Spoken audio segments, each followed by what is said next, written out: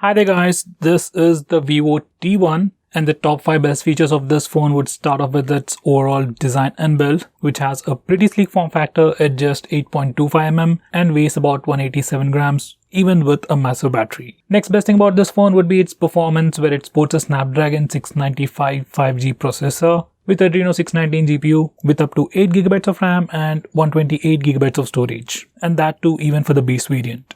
These are the benchmark scores.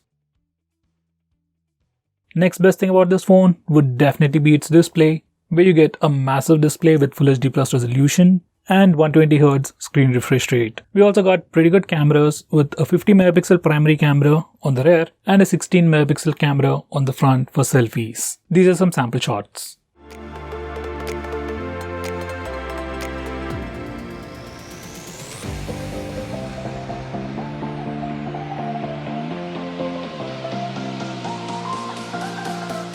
And finally, this phone has a massive 5000 mAh battery, supports fast charging, and also comes with an 18 watts fast charger inside the box. And all this at a starting price of just 15,990. If you get it using the HDFC credit card, you can get it at just 14,990. So under 15,000 rupees, this is definitely one of the best phones out there.